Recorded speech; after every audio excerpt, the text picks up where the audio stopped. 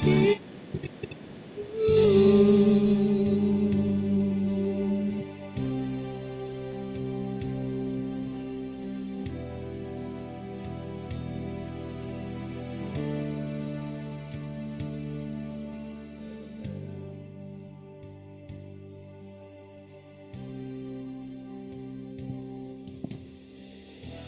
percaya hadirat Tuhan ada di tengah-tengah kita.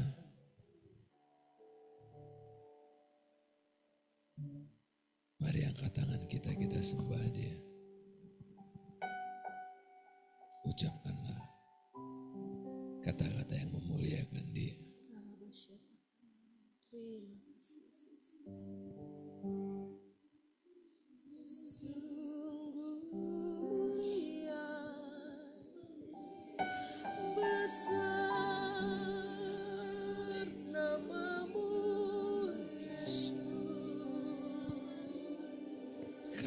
Kesetiaan-Mu,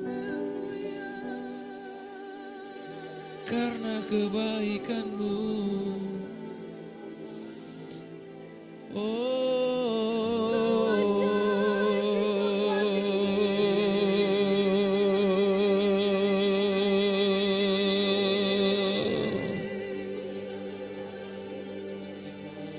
karena darah-Mu, karena darah-Mu,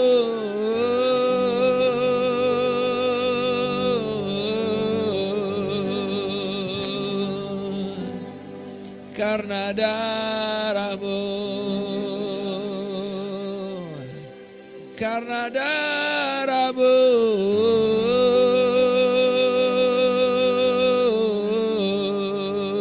karena kesetiaan-Mu, karena darah-Mu,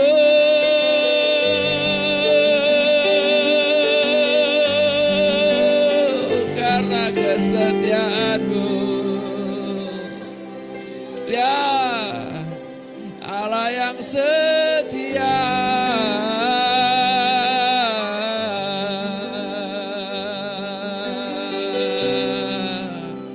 Ikranta mamiente, ikrasta mamonto, ikrasta kababiente.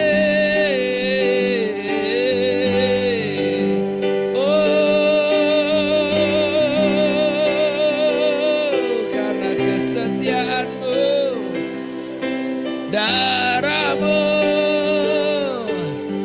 darah-Mu, darah Yesus, darahnya, karena darahnya,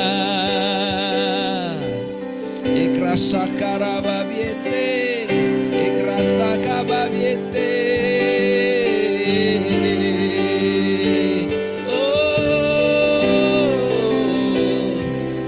Kami memuji-Mu, kami naikkan syukur hanya bagi-Mu Tuhan. Layak dipuji, disembah, Kaulah yang dulu, sekarang, dan selamanya, Raja atas segala raja, nama-Mu. Oh, katakanlah layak, layak dipuji, disembah, ya, bertata dulu, sekarang, dan haleluya.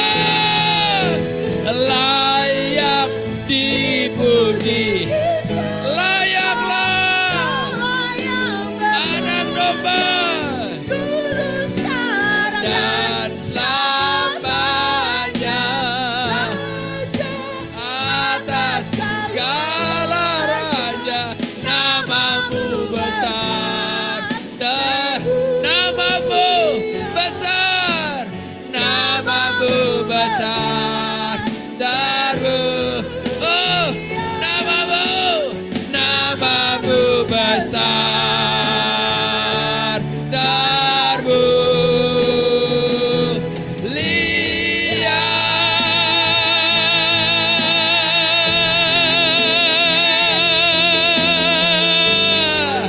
Haleluya, haleluya.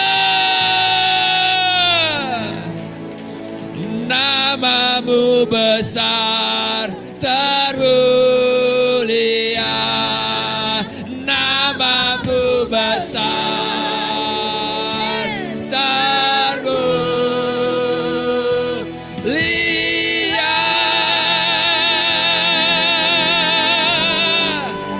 Haleluya. Nama Yesus, nama Yesus, nama Yesus, nama Yesus.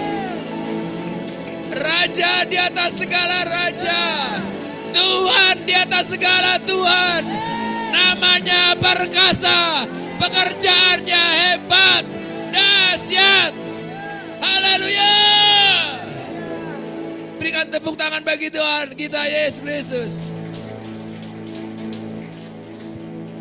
Datanglah kerajaanmu, jadilah kehendakmu. Kau ada di tempat ini yang sedang bersedih, engkau yang beri penghiburan. Kau ada di tempat ini yang terikat, kau yang melepaskan. Karena firman-Mu mengatakan, di mana 2-3 orang berkumpul dalam namamu, engkau ada, engkau hadir. Dan di mana kehadiran Tuhan, di sana ada kemerdekaan. Baik di tempat ini ada kemerdekaan bagi anak-anak Tuhan, bagi kekasih-kekasih Tuhan. Kemerdekaan dari setiap kekhawatiran, dari setiap ketakutan.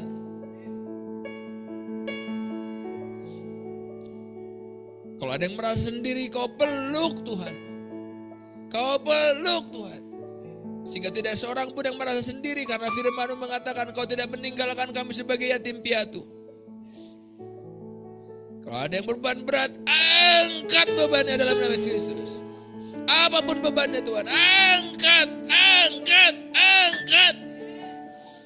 Gantikan dengan damai sejahtera yang daripada Tuhan. Aku berhadapan dengan roh jahat yang coba mencuri kebenaran firman Tuhan akan dibagikan. Aku ikat pekerjaanmu. Tinggalkan pengaruhmu atas setiap pikiran, hati dan tubuh dalam nama Yesus Kristus. Biarkan umat Tuhan di tempat ini menerima kebenaran. Dan kebenaran yang akan memerdekakan kami. Terima kasih Bapak. Teguhkan pemberitaan hamba-Mu dengan tanda-tanda ajaib yang menyertai orang percaya. Begitu yang menyaksikan live streaming, yang menyaksikan lewat Zoom, Engkau yang menjamah. Terima kasih Bapak. Hamba-Mu janji hormat, pujian, sanjungan hanya bagi Engkau. Demi nama Tuhan kami sekali berdoa. Yang percaya katakan bersama-sama. Amin. Katakan haleluya. Baik, silakan duduk.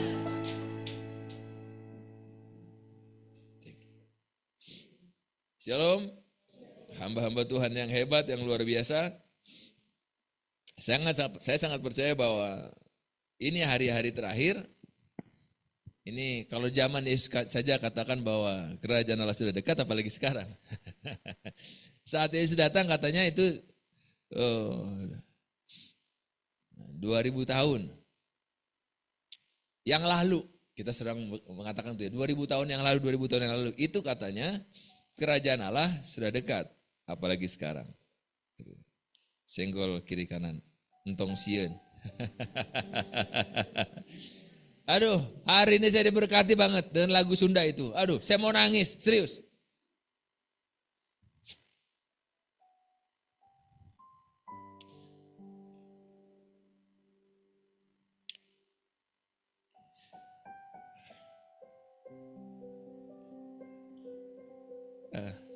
Ketika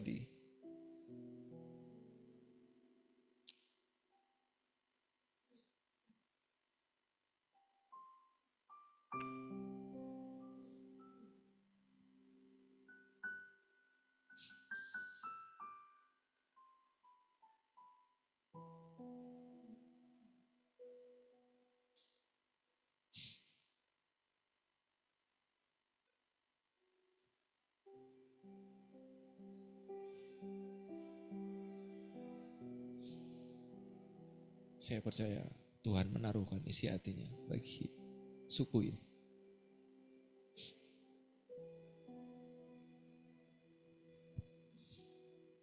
Sepintas lagunya simple ya.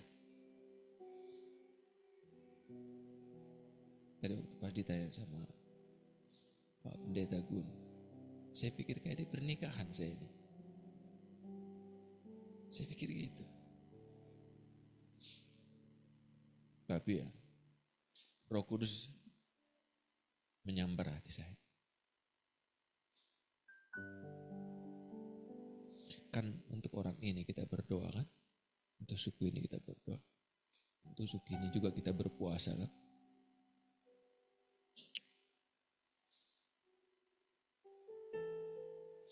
Di dalam tahun ini, walaupun tahun ini mau berakhir, Tuhan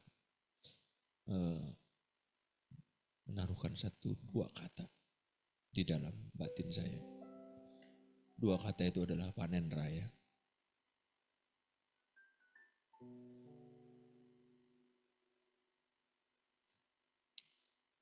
Saya nggak tahu kapan, tapi saya berdoa biar ketika itu ada, kita ada di sana.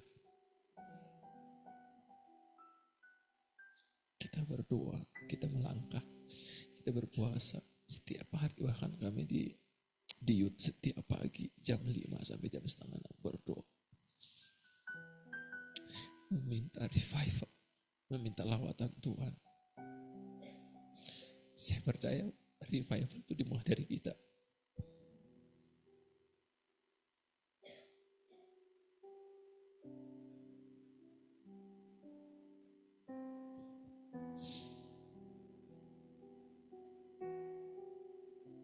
Karena musiknya begini jadi tambah sedih sih.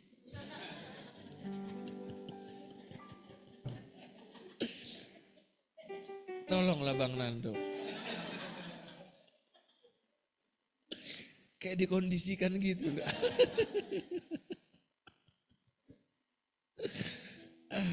Udah, kita sini dulu.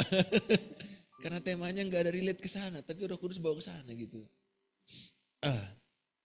Ya, kita menang atas kuasa iblis. Yang percaya katakan amin. Ya, saudara, siap nggak siap, suka nggak suka, mau kita tidur, mau kita nggak tidur, kita ini berperang gitu. Jadi siap nggak siap, kita ini berperang dengan kekuasaan yang kita nggak lihat. Kalau musuhnya terlihat, ya kita enak. Oh dia datang nih. Ini masalahnya enggak. Nah nanti di dalam pertengahan ini akan sampaikan bahwa yang terpenting adalah sebetulnya kemenangan itu dimulai dari seberapa peka kita. Itu dia, perhatikan jemaat Tuhan. Seberapa peka kita.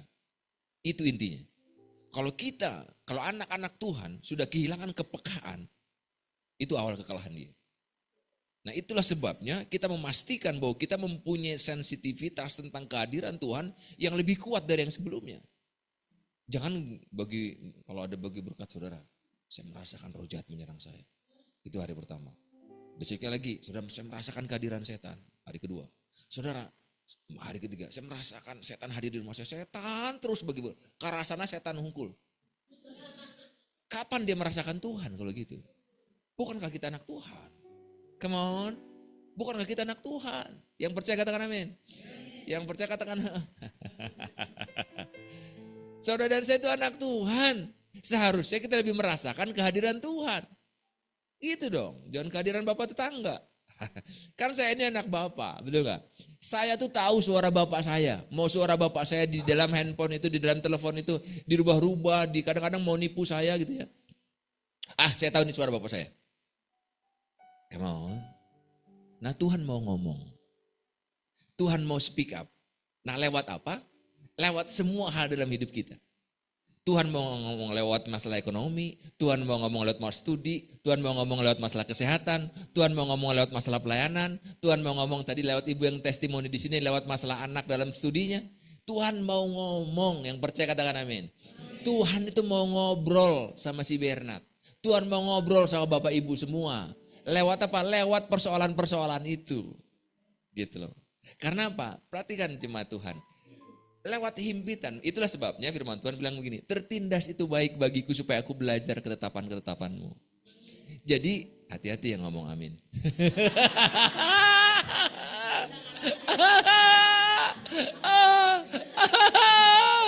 Tuhan tolong, kenapa? Ini terjadi.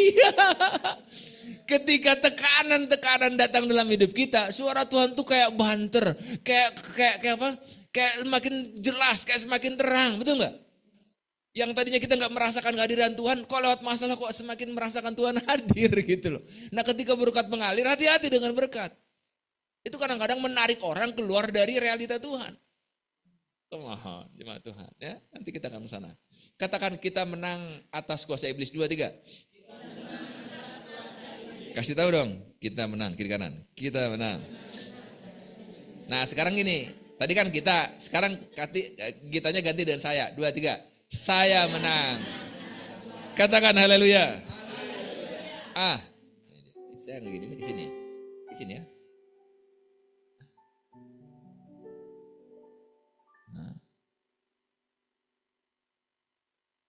Ini kan yang ini kan? Ini kan? On-nya. Sini, oke. Memang saya punya masalah dengan ini. Paling enak saya ngomong next. Masih off.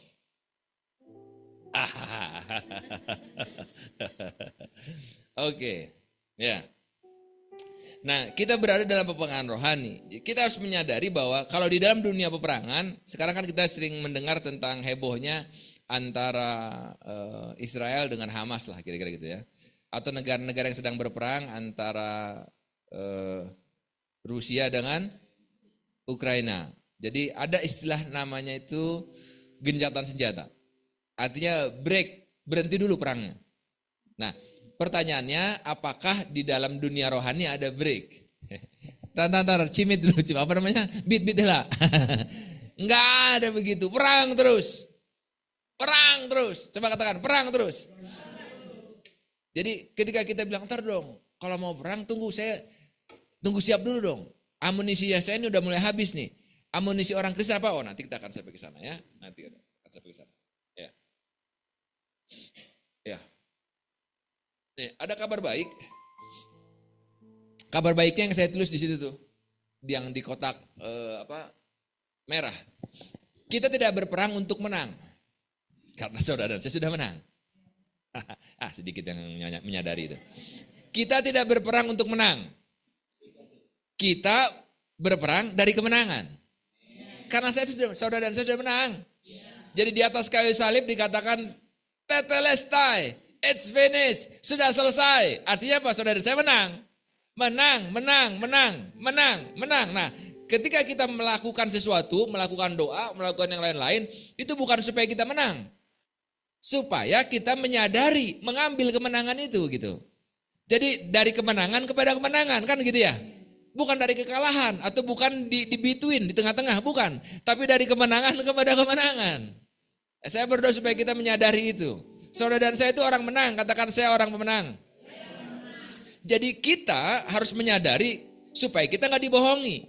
Karena pekerjaan musuh kita adalah membohongi, nipu. Makanya panggilan pendeknya tuti.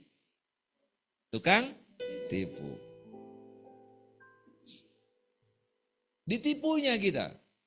Jadi ketika ada sakit penyakit dia bakal katakan, selesai Bernard, karirmu selesai. Selesai Bernard, urusan rohanimu selesai, nggak bisa lagi. Saya menyadari apa yang namanya nggak bisa jalan. Saya pernah sampaikan sebelumnya kan, tentang bagaimana saya kena saraf kejepit. Itu umurnya belum 50 seperti sekarang, masih di bawah 50. Tapi ketika itu terjadi, wah udah selesai. Hampir sebulan saya nggak bisa masuk kerja. Udah selesai. Artinya ada hal-hal tertentu dalam hidup kita yang di dalam pikiran kita, lihat, itu sekali lagi ya saya sampaikan, iblis itu area kerjanya adalah pikiran. Begini sajalah. Kenapa iblis itu diibaratkan seperti ular? Sekarang kita lihat habitat ular atau kebiasaan-kebiasaan ular.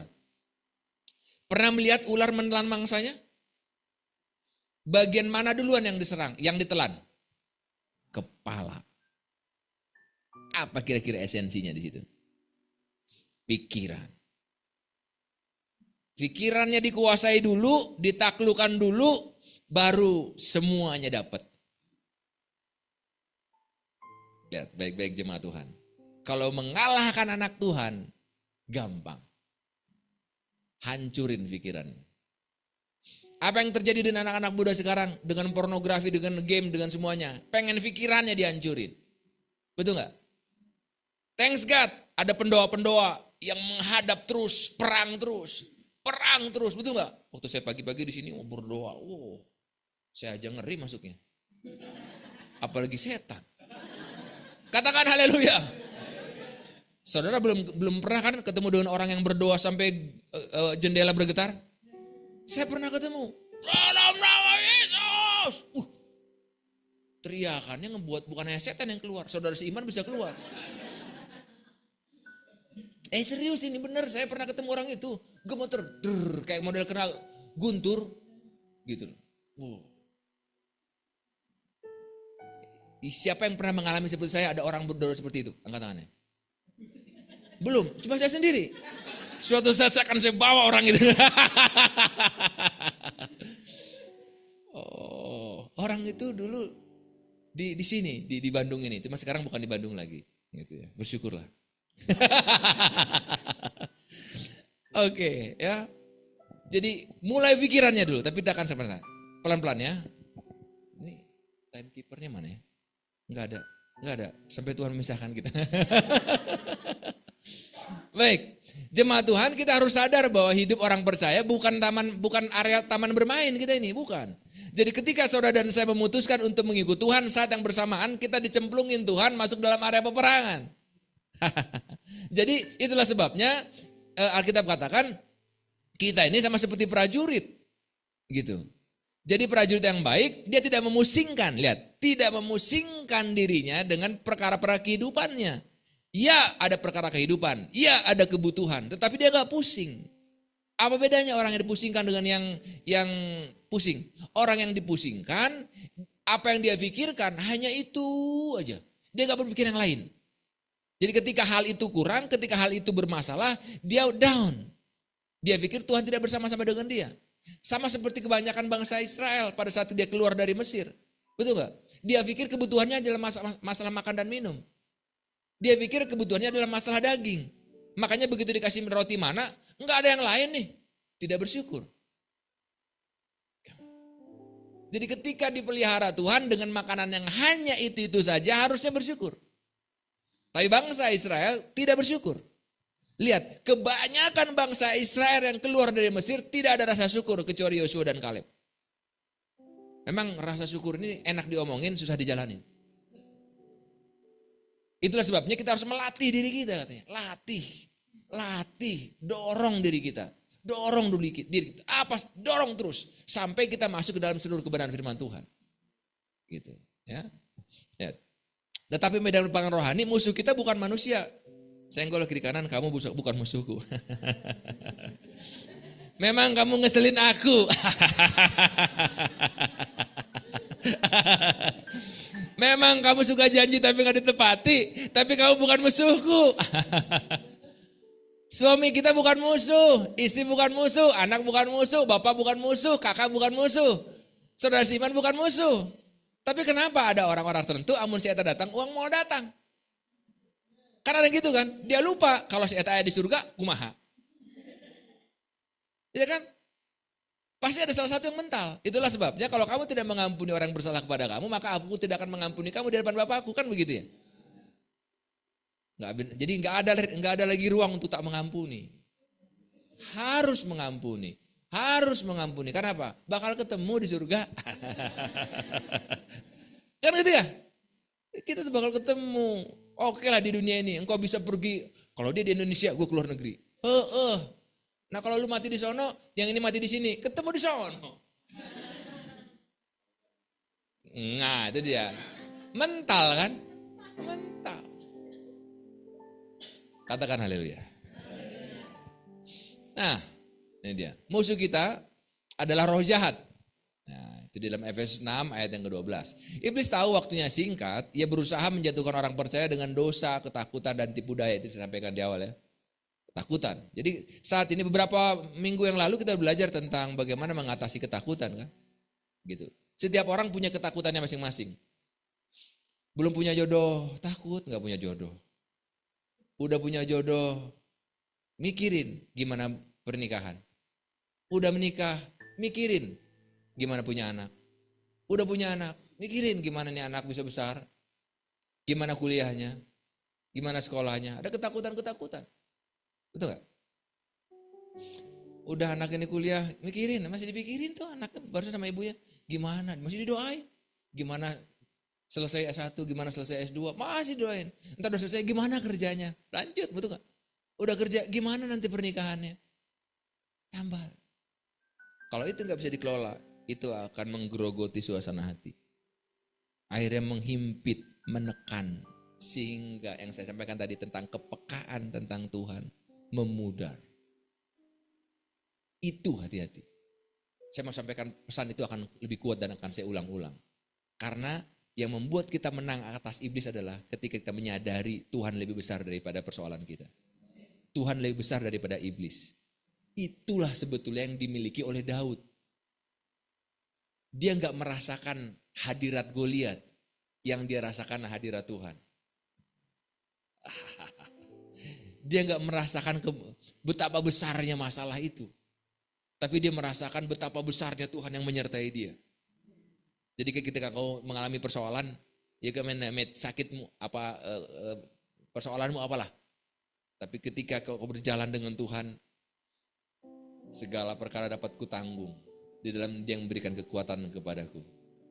Segala perkara dapat ku tanggung. Enak nyanyinya ya? Nanti ngalaminnya. Oke. Iblis nyata tetapi tidak berkuasa. Iblis itu betulan ada. Jadi saudara jangan menyangkali, oh gak ada iblis, salah.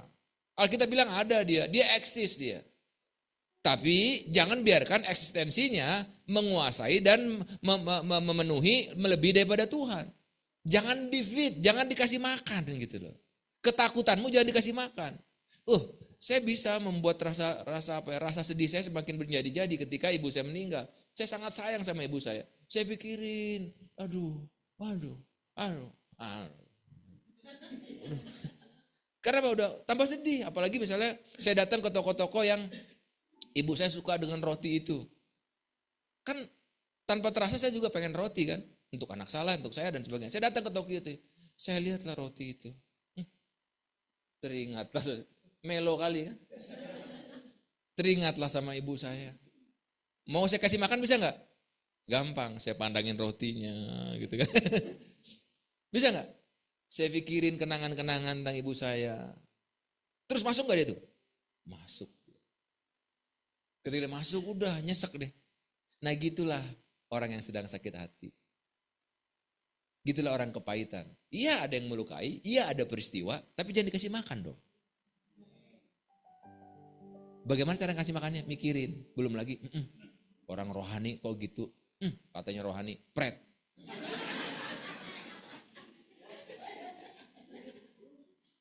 Kan gitu ya. Nah, ini dia yang saya sampaikan tadi ya. Peperangan rohani dimulai di pikiran kita, pikiran dan hati. Kristus sudah menelanjangi kuasa kegelapan. Kita buka Kolose 2 ayat yang ke-15. Yuk. Kalau sudah ketemu silahkan seorang ibu tolong bacakan bagi kita. Kolose 2 ayat 15. Kolose itu perjanjian baru. Bising aja nanti nyaho. Kaci dah. Kolose 2 ayat yang ke-15. Ya silahkan satu orang.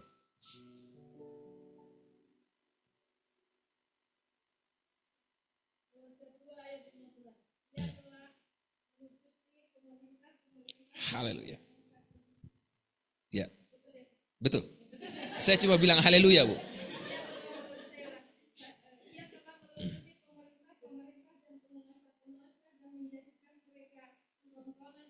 Ya. Haleluya. Kita baca sama-sama ya. 2, 3. Ia telah melucuti pemerintah-pemerintah dan penguasa-penguasa dan menjadikan mereka tontonan umum dalam kemenangannya atas mereka. Berarti Tuhan sudah melucuti musuh kita. Makanya musuh kita cuma satu senjatanya. Apa? Panah api. Panah api itu bicara tentang apa? Cuma bisa ngomong doang. Tapi nggak bisa ngapa-ngapain. Itu bicara tentang intimidasi. Kalau dalam kitab Wahyu bilang, dia yang mendakwa siang dan malam. Betul nggak? Itu kerjaannya. Udah dilucuti. Mana senjata setan yang lain? Udah dilucuti. Katakan sudah dilucuti. Jadi saudara sedang berperang sama pribadi yang sudah nggak ada kekuatannya. Cuma bisa ngomong doang. Ayo loh. Cuma gitu doang. Yang sieunan we.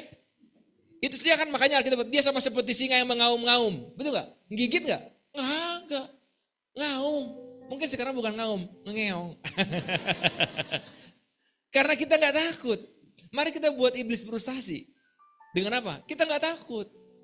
Masalah bisa terjadi, tapi anak-anak Tuhan, tapi orang-orang benar akan berjalan dengan kepercayaannya. Katakan haleluya. Belum pernah dengar istilah membuat setan frustasi? Nah, kali ini sudah dengarlah. Dan ulang-ulang itu terus. Aku akan buat kau frustasi. Bagaimana caranya? Jangan pernah berhenti. Jangan pernah menyerah. Tadi lagunya bagus. Apa tadi? Bukan yang Sunda tadi. Mual mundurnya Pak. Mual landai Pak. Pokoknya segera mual ya. Mual pokoknya ya. Pokoknya mual. Oke, mual hariwang. Nah betul, hariwang. Hariwang itu apa Pak? Khawatir ya. Senggol untung hariwang. Ya. Daud melawan Goliat tadi kan sudah di dalam 1 Samuel yang ke-17. Daud melambangkan intimidasi iblis. Goliat melambangkan intimidasi iblis, tetapi Daud berkata, "Aku datang dengan nama Tuhan semesta alam." Ia tidak fokus pada kekuatan musuh, tetapi pada kekuatan. Jangan fokus kepada persoalan kita. Jangan fokus pada apa yang sedang terjadi dalam hidup kita. Tapi fokuslah kepada Allah yang sanggup membuat sesuatu yang tidak mungkin menjadi mungkin. Yang tidak ada menjadi ada. Gitu loh. Anggaplah kita punya masalah dengan ginjal. Come on, siapa yang menciptakan manusia? Tuhan. Cek lagi, saya sudah berdoa, cek lagi, masih ada, doain lagi. Yesus melakukan berulang-ulang, masih ingat ketika Yesus menyembuhkan mata seseorang? Dia harus melakukannya 2 kali. Karena pada saat dilakukan pengolesan begitu, masih buram katanya. Tapi 2 kali, itu Allah pencipta langit dan bumi. Kenapa ayat itu muncul dan bisa kita terima, bisa kita tahu, supaya meneguhkan untuk orang-orang yang kalau 1 kali berdoa belum jadi, lakukan terus. Lakukan lagi. Mungkin jangan kalah sama lagu dunia. Jika bukan hari ini, mungkin sama-sama kita nyanyikan lagu ini.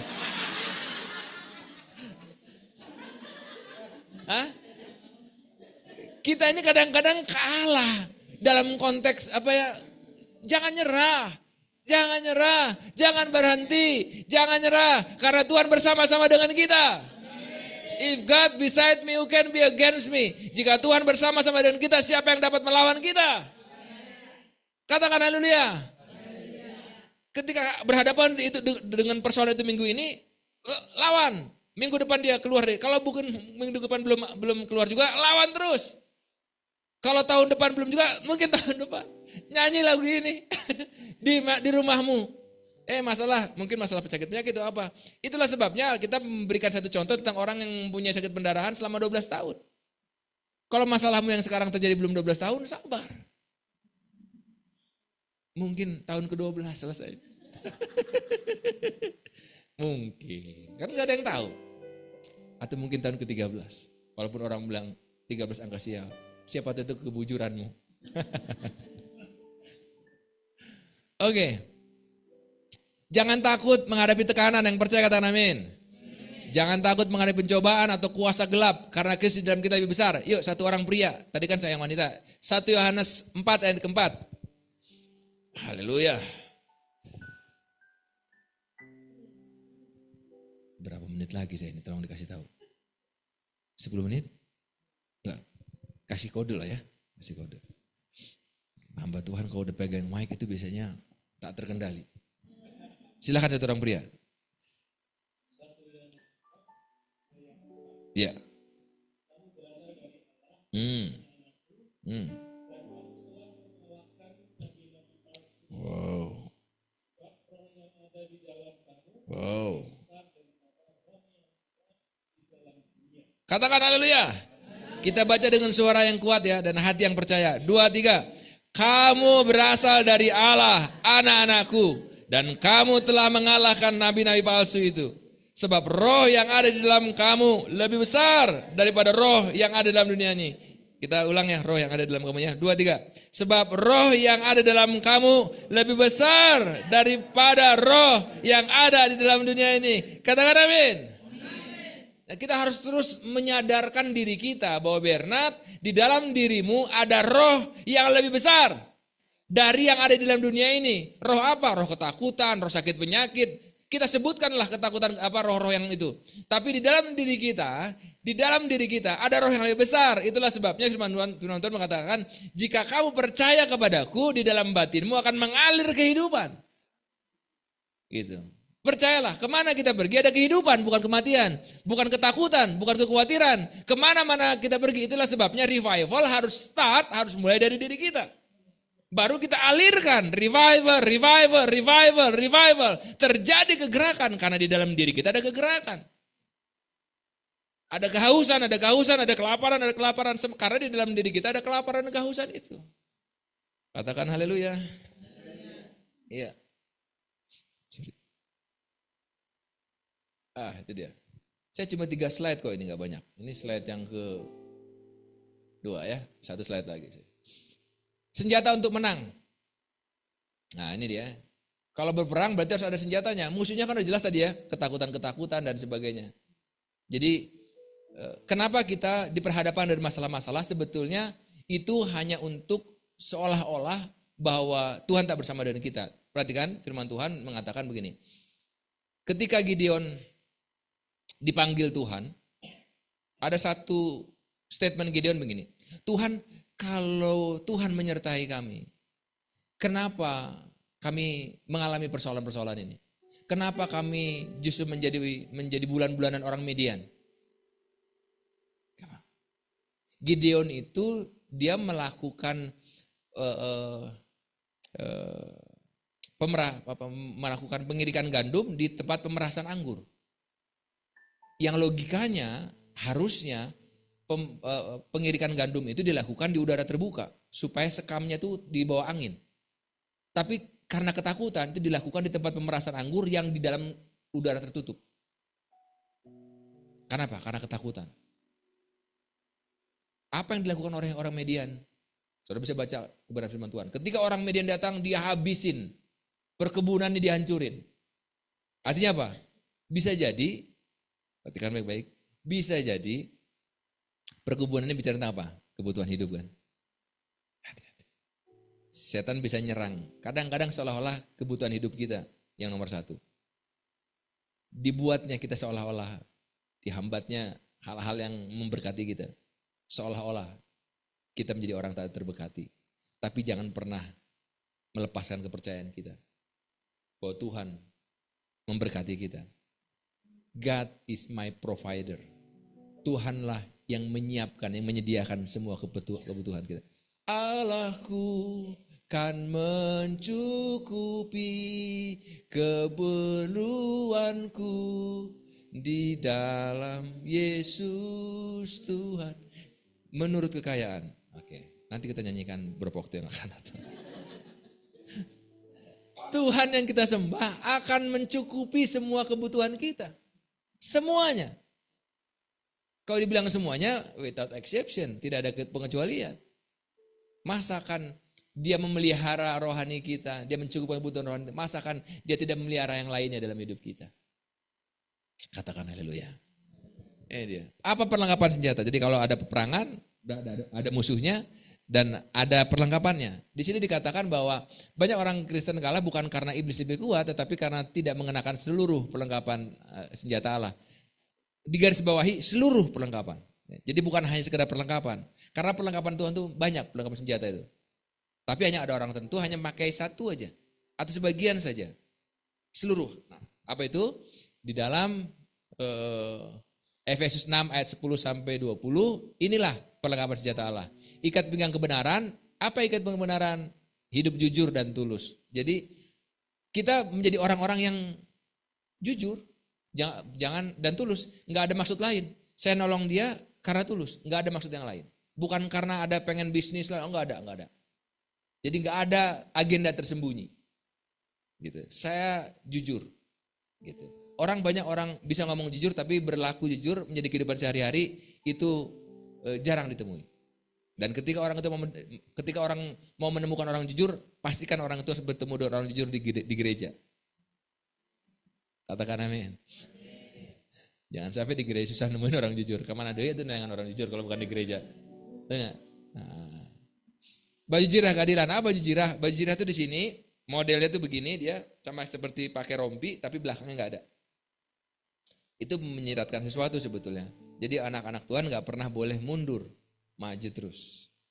Karena ketika dia mundur, area terbukanya malah jadi sasaran empuk buat setan.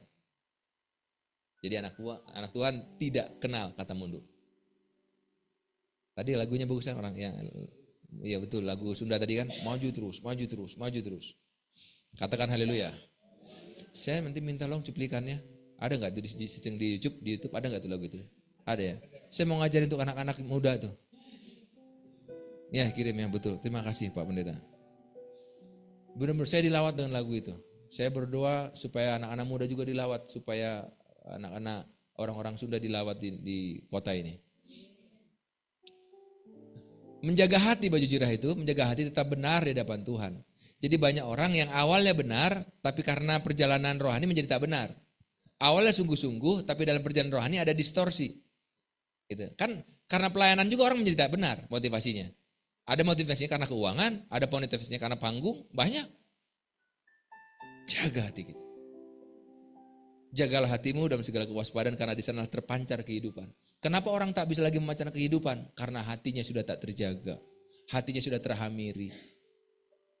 Saya pastikan kalau saya dapat persembahan, tak kubuka amplop itu.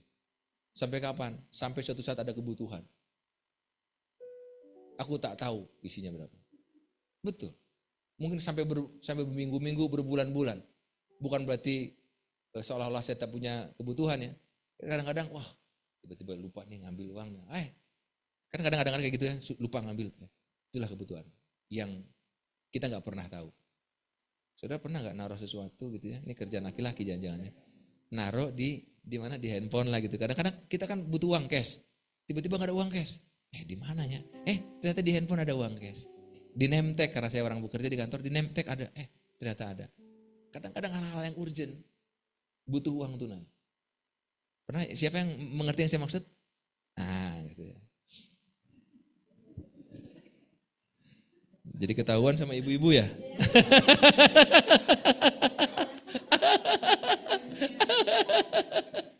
Aduh. Nggak apa-apa lah ya Pak, saya bocorin ya Pak. Ya, itu kan baju jirah ya. Sekarang kasus beritaan Injil. Ini kemanapun kita membawa terang, Injil kan kabar baik ya. Ada harapan yang kita bawa ke setiap orang, ke setiap tempat, ke setiap komunitas. Jadi ketika kita membawa itu, diberkatilah orang membawa kabar baik katanya. Jadi ketika saudara membawa kabar baik, saat yang bersamaan engkau menjadi orang-orang yang diberkati. Gitu. Itu satu paket ya semuanya ya. Perisai iman, menangkis panah api keraguan, ketakutan, ketopong keselamatan. Apa itu ketopong keselamatan? Ketopong itu bicara tentang helmet, dalam bahasa Inggrisnya helm of faith. Jadi dia menjaga pikirannya gitu. Jadi kalau saudara lihat bagaimana peperangan mulai dari zaman dulu dan zaman sekarang selalu ada yang menutupi kepalanya. Kalau kena yang lain-lain orang masih bisa beraktivitas, tapi kalau udah kena kepalanya selesai urusan. Betul nggak? Betul nggak? Itulah sebabnya jaga pikiran kita. Bagaimana dan menjaganya? Nanti akan selanjutkan. Salah satunya apa? Dengan firman Tuhan. Gampang ngilangin yang kosong di sini, masukin yang baik firman Tuhan. Jangan tolak yang jelek itu, yang kotor, yang najis itu. Jangan tolak, nggak bisa. Bagaimana cara menolaknya? Isi firman Tuhan. Jangan dibilang aku tengging, mau bisa. Masukin firman Tuhan. Keluar sendiri dia. Masukin firman Tuhan. Baca firman Tuhan. Baca terus. Makanya ini harus jadi gaya hidup. Yang percaya katakan amin.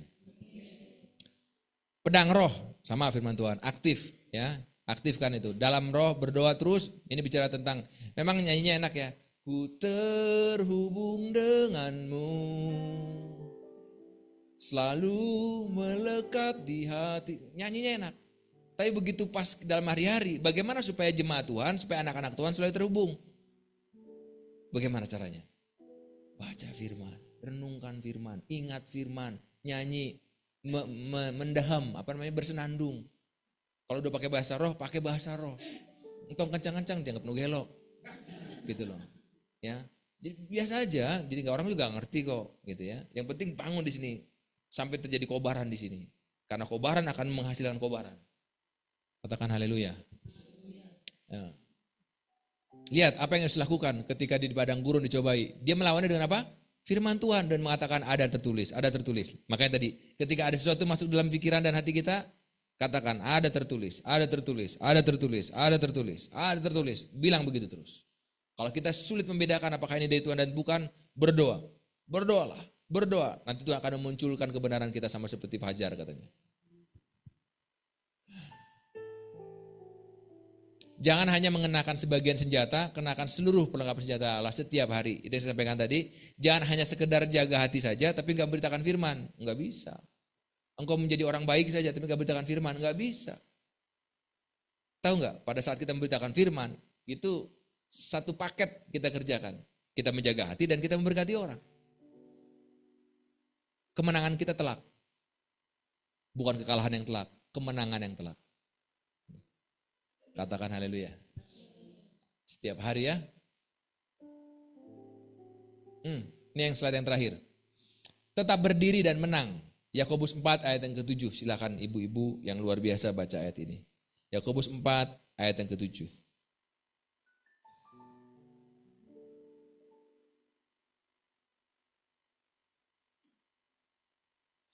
Ya.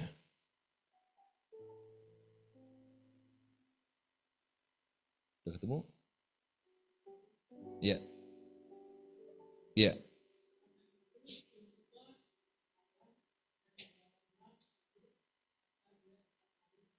Haleluya. Kita baca sama-sama 2, 3. Karena itu tunduklah kepada Allah dan lawanlah iblis, maka ia akan lari daripadamu. Sekali lagi ya, 2, 3. Karena itu tunduklah kepada Allah dan lawanlah iblis, maka ia akan lari daripadamu. Katakan haleluya. Jadi kenapa anak-anak Tuhan tidak bisa menang dalam iblis, dengan iblis dalam pergumulan hari-harinya? Karena dia tidak tunduk kepada Allah. Makanya tadi di awal, renungkanlah firman itu. Buatlah firman jadi kehidupan. Gitu. Ketika firman jadi kehidupan, ketika firman itu menguasai hati dan pikiran kita, tidak ada lagi ruang ketakutan, tidak ada lagi ruang kekhawatiran. Disitulah awal kemenangan sebetulnya. Roh Kudus menolong kita untuk kita mengerti di sini. Tunduk kepada Allah. Apa maksud tunduk kepada Allah? Taat. Disampaikan di awal tadi kan peka. Ketika kita kehilangan kepekaan, kehilangan tentang Tuhan sedang bicara. Ketika persoalan menguasai lebih besar daripada hadirat Tuhan, apa sih indikatornya, apa sih tandanya bahwa kita ini sedang diintimidasi? Tidak ada damai di sini. Ketika masalah lebih menguasai pikiran, ketika masalah itu lebih kuat daripada firman Tuhan. Ketika kita susah untuk dilawat Tuhan. Kapan terakhir kita dilawat Tuhan? Kita bisa memastikan, saya baru saja dilawat Tuhan. Saya baru saja dilawat Tuhan. Saya baru saja berkasih-kasihan dengan Tuhan. Hubungan saya dan Tuhan itu sedang mesra-mesranya. Saya tidak sedang menjadi setru Tuhan. Kapan kita menjadi setru Tuhan? Ketika kita kehilangan kepekaan itu. Kapan manusia kehilangan kepekaan dengan Tuhan? Peristiwa Adam dan Hawa. Tuhan datang, betul nggak? Betul nggak? Tuhan datang. Tapi apa? Manusia sembunyi. Betul nggak? Nggak mau lagi bertemu dengan Allah yang menjadikan. Bersembunyi itu bicara tentang menjauhkan diri dari hadirat Tuhan. Ada masalah, dia harusnya kan mendekat ya. Itulah sebetulnya kriteria masalah. Ketika ada masalah, banyak orang gak datang gereja. Banyak orang nggak PA, banyak orang nggak baca firman Tuhan. Karena itu masalah itu membuat orang jauh dari Tuhan. Menurut pekerjaan setan tentunya, menurut pemikirannya setan. Tapi Tuhan menciptakan bukan begitu. Justru lewat masalah Tuhan bisa membuat orang semakin cinta Tuhan. Disampaikan di awal tadi. Baik. Banyak orang mau melawan iblis tapi tidak mau tunduk kepada Allah. Ini yang barusan kita baca. Yakobus 4 ayat 7. Untuk melawan setan harus tunduk dulu. Bagaimana tunduknya? Mulai setia pada pembacaan firman Tuhan. Kemenangan rohani datang ketika kita hidup selaras dengan kehendak Tuhan. Yang percaya katakan amin. Tunduk dulu, baru kuasa Roh Kudus bekerja dan iblis akan lari dari kita. Kenapa iblis gak lari? Karena kita gak dimulai dengan ketundukan. Mulai dari tunduk, mulai dari tunduk, mulai dari tunduk. Kunci kemenangan. Tunduk kepada Allah, hidup taat, berserah total. Ketika ada masalah jangan cepat panik. Coba bilang jangan cepat panik. Ya. Sama seperti ketika orang punya uang, panik dia pengen ngabisinnya. Iya, ketika habis panik juga di gimana carinya. Kan gitu ya. Ada orang-orang tertentu begitu. Ketika dapat berkat, kemana ya? Jalan-jalan kita. Staycation kita. Oh, gayanya. Bahasa anak zaman sekarang staycation. Dulu mah piknik namanya kan. Sekarang beragam modern dikit apa staycation. Pret. Oke. Jaga kekudusan. Jadi kunci kemenangan, tunduk, lawan dengan iman, otoritas, jaga kekudusan dan komunitas. Jaga kekudusan. Jadi kemenangan itu nggak ada cara lain selain daripada melekat kepada Tuhan, kan begitu ya? Bagaimana supaya kita melekat dengan Tuhan? Yang membuat kamu jauh dari Tuhan itu adalah dosa dan pelanggaran. Jadi kenapa kita seolah-olah nggak dekat sama Tuhan dan kita nggak meraih kemenangan? Karena kita nggak menjaga kekudusan. Kejahatan itu membuat hadirat Tuhan tidak bersama-sama dengan kita. Bayangkan ketika Tuhan tidak bersama-sama dengan kita, habis kita jadi bulan-bulan setan. Lihat bangsa Israel. Ketika mereka tidak tunduk pada Tuhan, ketika mereka tidak takut akan Tuhan, habis mereka diserang musuh mereka. Betul nggak? Makanya nggak ada cara lain. Untuk menang, kita harus punya hubungan yang intim dengan Tuhan. Jaga kekudusan, jaga kata-kata. Di dalam beberapa kali event saya bilang, dalam retret, sebelum retret dan setelah retret saya bilang, jaga kata-kata. Akan saya sampaikan nanti nih. Iblis itu tidak maha tahu. Gak maha tahu dia. Dia gak tahu ada dalam pikiran kita. Gak tahu. Dia gak tahu juga dalam hati kita. Kapan dia menjadi tahu? Karena kita mendeklarasikan yang salah itu. Ya. Kita ngomongin yang salah. Dia baru. Nah, jadi dengan yang si Bernard bilang nih. Gitu loh. Kenapa orang diramalkan sakit atau dilamarkan apa sama dukun jadi? Ya karena dia mengiyakan. Itu tidak akan terjadi kalau dia mendeklarasikan firman Tuhan. Sebaliknya. Yang percaya katakan amin. Nih, apalagi menang dalam penyembahan. Itulah sebabnya orang-orang yang hidup dalam kemenangan senang menyembah. Katakan senang menyembah. Atmosfer itu menyembah. Dia tuh gak perlu waktu beberapa jam. Gak perlu. Begitu dia tutup mata atau sebelum datang, hati itu udah terbakar dengan cinta akan Tuhan. Siapa yang pernah jatuh cinta angkat tangannya? Jatuh cinta itu Bapak Ibu, deg-degannya itu udah jauh. Sebelum ketemu, 2 hari sebelumnya deg-degan. Kalau sekarang mah, yang sudah menikah mah, ya kan?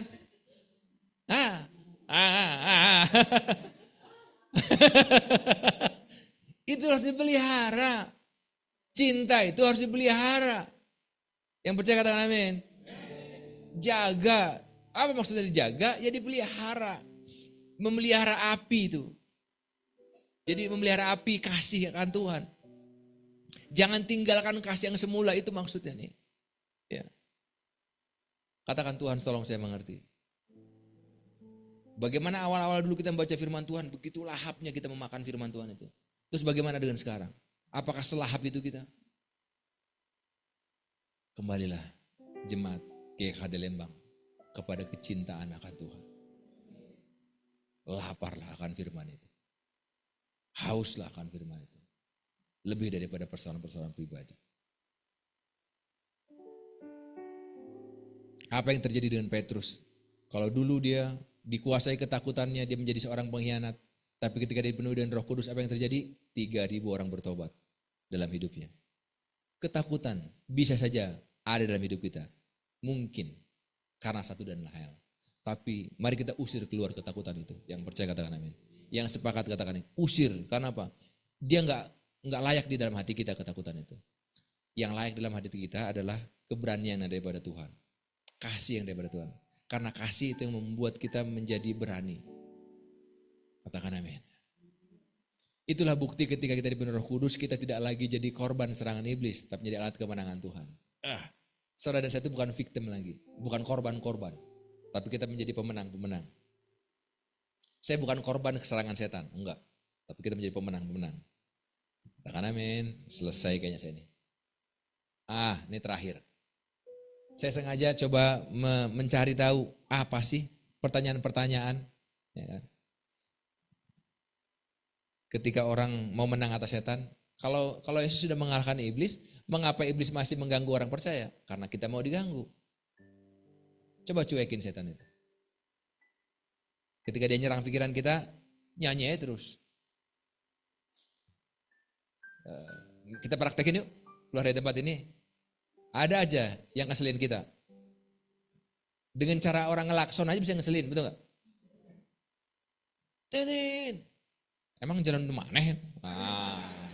Gitu kan? Ada aja yang buat kesel kita. Betul gak?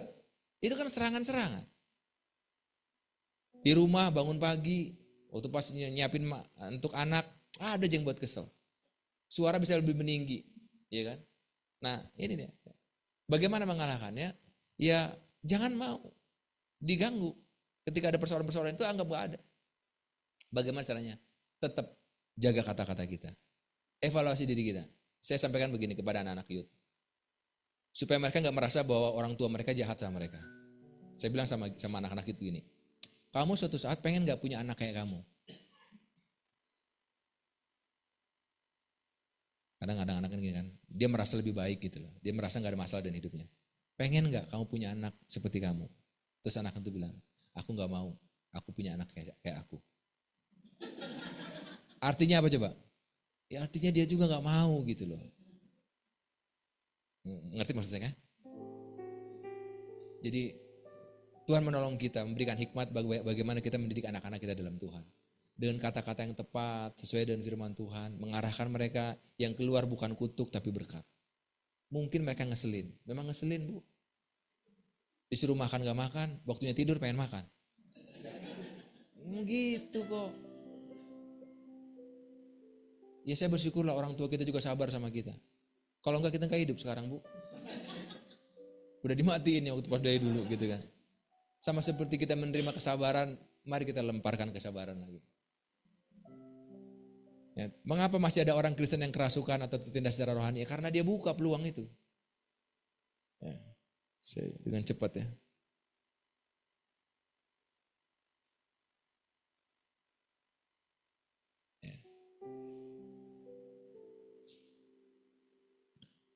Jawabannya bukan karena Yesus kurang, tetapi karena mereka buka pintu untuk kepahitan, untuk dosa, untuk pemberontakan.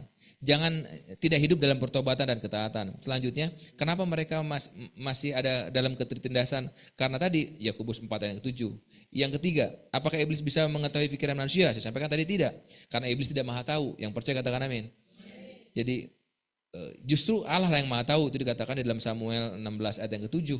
Manusia melihat apa yang di depan mata, tapi Tuhan melihat hati. Jadi Tuhan melihat hati kita. Apalagi pertanyaan selanjutnya. Apakah iblis dapat menyerang orang Kristen secara fisik? Iya. Apa buktinya? Ayub diserang secara fisiknya, melalui sakit penyakit dan sebagainya. Tapi jangan lupa juga, justru Tuhan membuka peluang kita untuk kita masuk ke dalam tahta kasih karunia Tuhan. Masuk ke dalam sidang ilahinya Tuhan. Untuk membela perkara kita. Yang percaya katakan amin. Jadi jangan menyerah ketika sesuatu seolah-olah kok saya begini ya. Tenang. Tuhan sudah memperlengkapi kita dengan semua hal-hal yang baik dari surga. Apa pertanyaan selanjutnya? Bagaimana cara melawan kuasa iblis? Hidup dalam kehidupan sehari-hari. Bagaimana cara melawan kuasa iblis dalam kehidupan sehari-hari? Berdoa, tadi sudah disampaikan ya. Berdoa, menyembah setiap hari. Isi pikiran dengan firman Tuhan, jaga kekudusan, deklarasi iman dan pujian, hidup dalam pujian. Setiap hari, Bapak Ibu, kalau kita enggak menjaga setiap hari, Kalau kita nggak mendisiplin diri kita setiap hari, mungkin ada bosen. Tapi kita harus dorong terus, masuk ke level terus, jangan sampai bosen. Terus sampai kita nggak bosen. Bayangkan kalau saudara dan saya masuk dalam surga. Berapa lama kita di surga? 1.000.000 tahun? 2 juta tahun? Nah loh, rasain bosen di surga. Ya kan? Kemana kalau kita bosen di surga? Neraka. Makanya kalau orang udah bosen di surga hanya 2 jam, hati-hati. Jangan-jangan kita nanti bosan di surga. Siapa yang yakin masuk surga, angkat tangannya. Ayo. Ayo. Saya hanya sekedar meyakinkan kita, jangan-jangan kita ini adalah warga negara surga yang harus menghitung ulang. Benarkah kita yakin mau masuk surga? Karena 2 jam aja bisa bosan. Saya yakin bukan di gereja ini, di luar lah. Apa pertanyaan yang selanjutnya? Apakah semua masalah hidup berasal dari iblis? Jangan digigit setan. Digigit setan. Kamu yang buat masalah. Masalah perut, ini gara-gara setan nih. Makanmu nggak benar. Gitu kan. Kolesterol, menyalahkan setan gitu. Makanmu yang mengandung kolesterolnya, babi terus dimakanin itu. Ya. Terus nyalain setan, aku usir setan. Terus sama setan, mana yang buat masalah gitu kan. Ya. Memang ada yang setan, tapi tidak semua ada setan. Coba bilang tidak semua ada setan. Saya tidak bilang bahwa akhirnya gara-gara statement ini terus setan gembira gitu ya. Enggak. Ya, saya ingin menyadarkan kita bahwa tidak semua ada setan. Ada bagian kita juga. Ya. Yang pertama itu di dalam Galatia 6 ayat 7. Saudara bisa catat aja. Jadi di dalam Galatia 6 ayat 7 itu intinya gini, apa yang ditabur itu yang dituai. Ya, jadi kalau engkau menabur, jadi enggak ada tiba-tiba perut gendut sendiri, enggak ada. Pasti karena kau tabur. Gitu ya. Bener dong ya. Nggak ada orang tiba-tiba susah sendiri gitu ya. Akhirnya badannya jadi susah bergerak. Ya karena kau nggak menabur karena engkau menabur mager, diem aja gitu. Ya. Senggol kiri kanan, bertobatlah sebab kerajaan Allah sudah dekat. Ya itu ya, jadi jangan nyalain setan, ada yang bisa kita kerjakan. Katakan ada yang bisa kita kerjakan. Selanjutnya, apakah orang Kristen perlu melakukan dosa pelepasan? Bisa iya, bisa enggak. Ya. Tapi yang jelas lakukanlah sendiri. Ya. Saudara bisa lihat apakah ada tanda-tandanya engkau terikat atau tidak. Ya, lihat dari buahnya. Katakan lihat dari buahnya. Kalau buahnya memang membuat engkau akhirnya tidak cintakan Tuhan, berarti kau sedang terikat. Kalau buahnya ada persoalan yang dilakukan berulang-ulang, dosa berulang-ulang, berarti itu sedang terikat. Mintalah dilayani kelepasan atau kau layani dirimu kelepasan sendiri. Bisa. Apa dasarnya? Markus 16 ayat 17. Karena tanda-tandanya menyertai orang percaya, dia akan mengusir setan dalam nama Tuhan. Termasuk setan di dalam dirinya. Jangan setan di luar aja diusir-usir gitu. Kan gitu ya kadang-kadang orang percaya ini ya. Aku usir setan ini, kota ini. Nah, di dalam dirinya ada setan. Ya, saya perlu menyadarkan kita gitu loh. Itu yang dikatakan gini, selumbar di mata saudaramu kan gitu ya. Minta dikeluarin, itu balok di mata. Ayo, ini kan firman Tuhan itu seperti hiperbol kan. Coba pernah lihat orang kelilipan balok? Udah tewas deh dulu kalau gitu ya. Ya.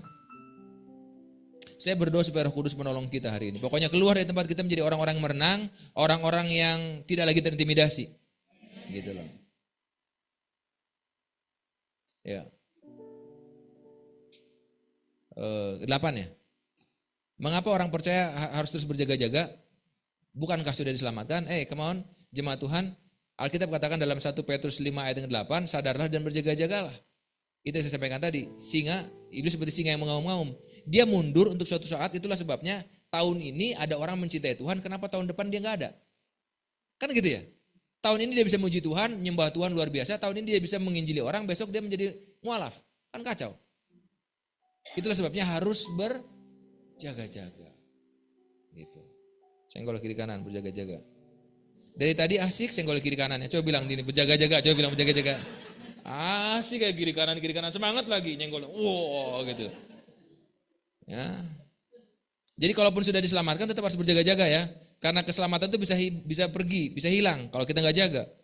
Gitu. Makanya kita katakan apa yang dianugerahkan Tuhan jaga, jangan sampai seorang mengambil dari kita. Ya. Apakah iblis bisa memakai orang untuk melawan orang percaya? Oh bisa, sangat bisa. Gitu ya. Tapi jangan kita ikuti pola itu gitu loh. Kalau mereka ngelawan, banyak kan orang-orang dipersekusi kan. Tapi jangan pakai kekerasan untuk ngelawan itu. Doa, gitu ya. Jangan benci orangnya, lawan roh jahat yang bekerja di balik itu. 10.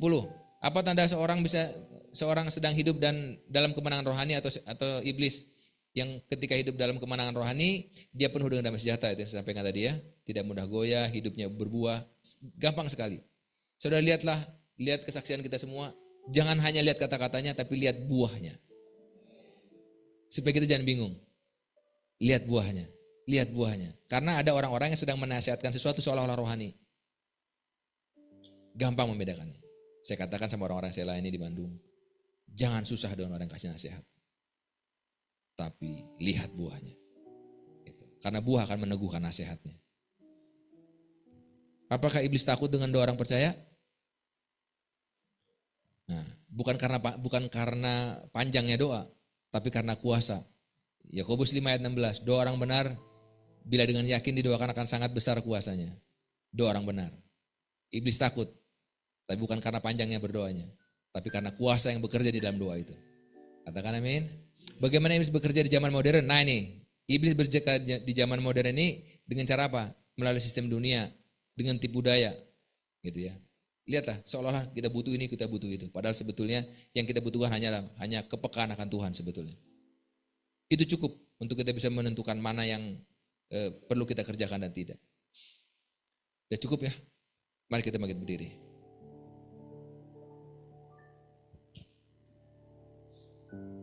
Musuh terbesar orang modern bukan kerasukan, tetapi kehilangan kepekaan rohani. Ya. Kita jangan susah dengan, aku belum kerasukan, seolah-olah kita nggak kehilangan Tuhan. Padahal sebetulnya deeper insight di dalam batin kita, ketika kita kehilangan selera makan firman Tuhan, itu awal tuh dari kekalahan kita.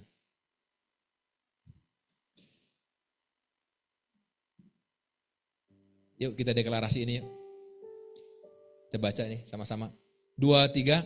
Dalam nama Yesus saya pemenang, karena Kristus telah menang, maka saya pun menang atas kuasa iblis. 2, 3. Dalam nama Yesus saya pemenang, karena Kristus telah menang, maka saya pun menang atas kuasa iblis. Sekali lagi ya, 2, 3.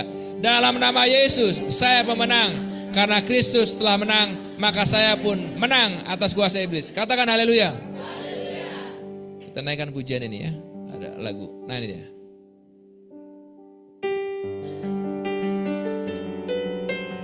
Haleluya. Bicaralah Tuhan. Lebih kuat, lebih dalam. Sampai kami semua menjadi pemenang-pemenang. Kami tidak takut akan persoalan-persoalan hidup, tapi kami menguasainya begitu rupa. Ku menyembah dalam kudus hadirat-Mu, hampiri tahta kasih karunia-Mu Bapa. Kekuatanku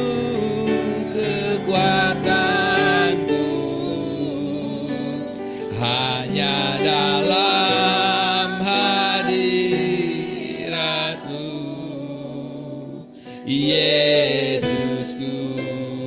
Ya, hanya Kaulah segalanya.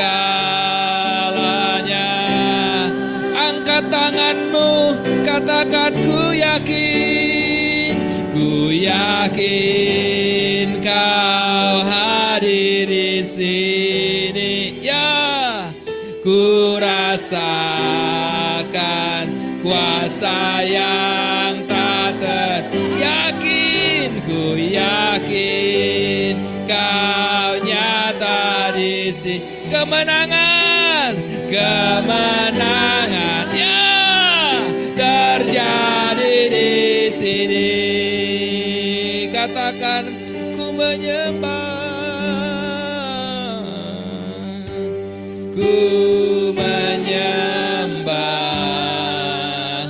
dalam kudus hadirat-Mu. Amin. Hampiri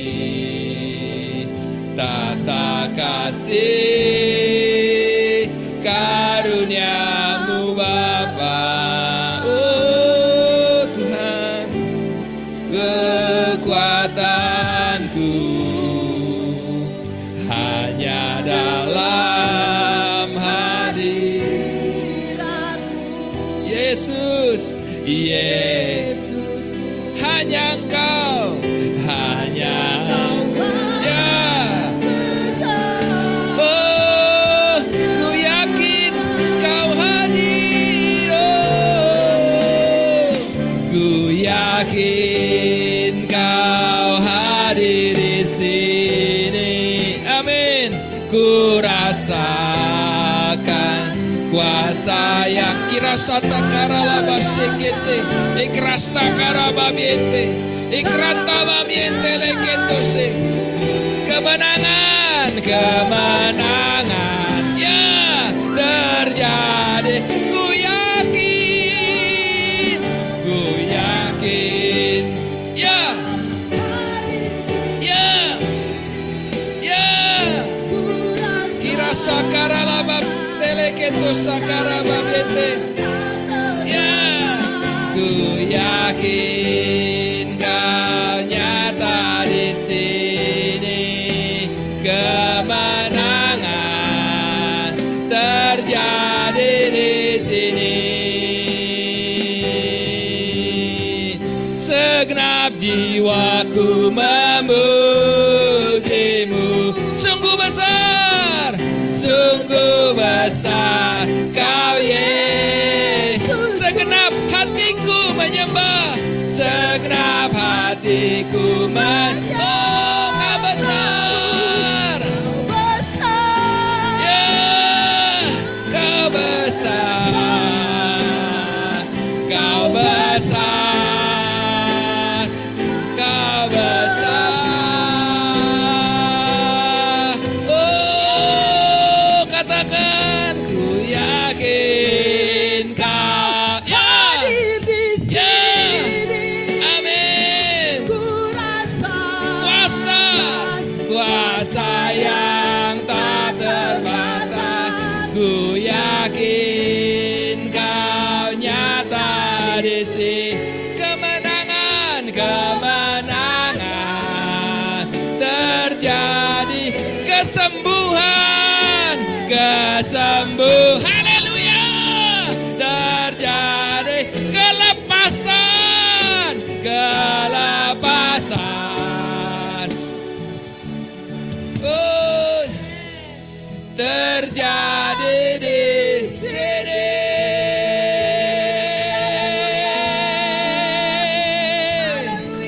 Ikrasakara lababiente, ikrasakara lababiente, ikrantara lababiente.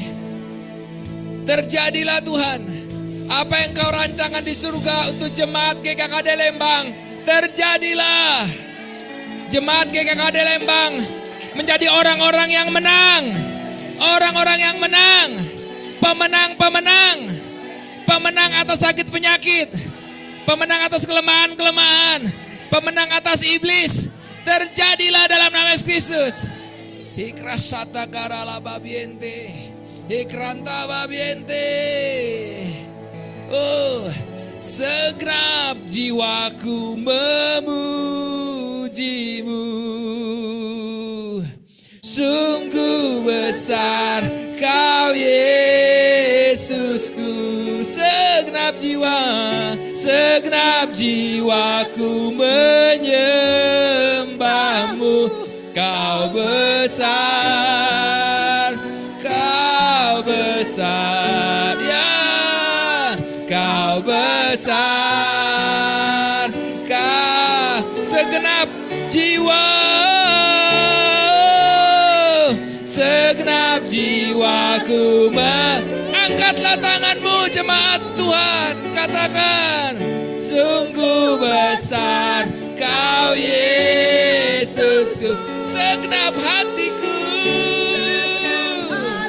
ku menyembah. Oh, haleluya, haleluya. Ikrantara lababiente, ekrasta karaba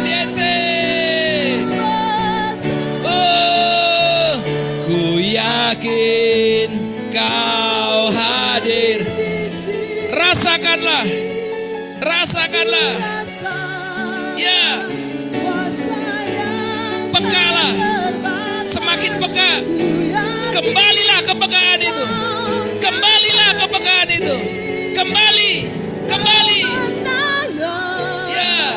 Terjadi di sini. Saya merasakan Tuhan ingin mengembalikan di mana gereja yang berotoritas terjadi. Jemaat-jemaat yang berotoritas. Jemaat yang tidak mundur karena persoalan-persoalan. Tidak sejengkal pun dia mundur, tetapi dia maju dengan otoritas Tuhan. Sama seperti Daud berhadapan dengan Goliat. Aku mendatangi engkau dengan nama Tuhan semesta alam. Demikian kita mendatangi setiap persoalan-persoalan kita. Kita bisa menyebutkan persoalan-persoalan itu, mungkin sakit penyakit, pergaulan, komunitas, keuangan, ekonomi dan yang lain-lainnya. Kami mendatangi engkau. Goliat-Goliat zaman sekarang ini.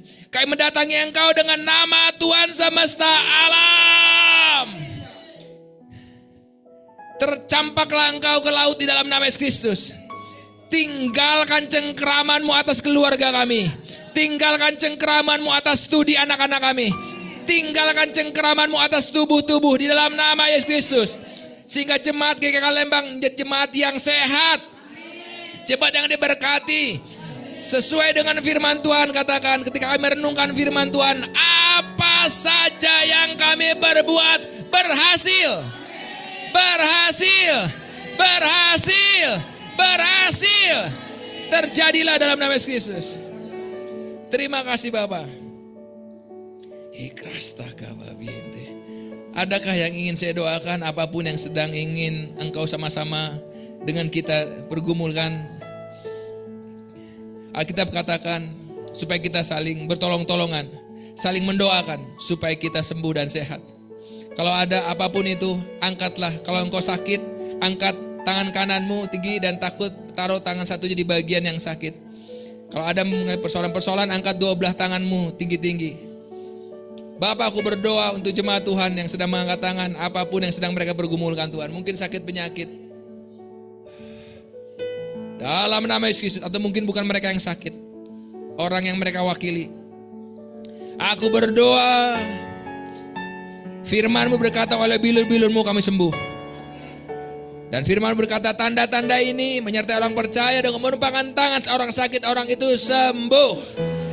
Begitu juga yang menyaksikan lewat Zoom. Saat ini juga mengalir, mengalir, mengalir, mengalir, mengalir, mengalir, mengalir kuasa kehidupan. Aku mengalirkan kuasa kehidupan bukan kematian. Mengalir kuasa kesehatan bukan sakit penyakit. Mengalir, mengalir, mengalir. Dalam nama Yesus Kristus. Jadilah sembuh, jadilah segar, jadilah sehat dalam nama Yesus Kristus. Kalau ada masalah-masalah yang menghimpit batinmu, aku angkat masalah itu. Aku gantikan dengan sukacita dan damai sejahtera. Firman Tuhan katakan, damai sejahtera ku tinggalkan bagimu, sukacita ku berikan bagimu. Dan apa yang ku berikan tidak ada seorang pun yang mengambil daripadamu. Terimalah, terimalah, terimalah, terimalah, terima, terima, terima, terima. Haleluya, haleluya, haleluya, haleluya.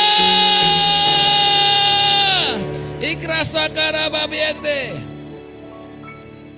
Kemenangan terjadi di sini, kesembuhan, kesembuhan terjadi di kelepasan, kelepasan. Haleluya. Terjadi di sini. Baik. Saat ini jemaat Tuhan, oleh karena anugerah Tuhan,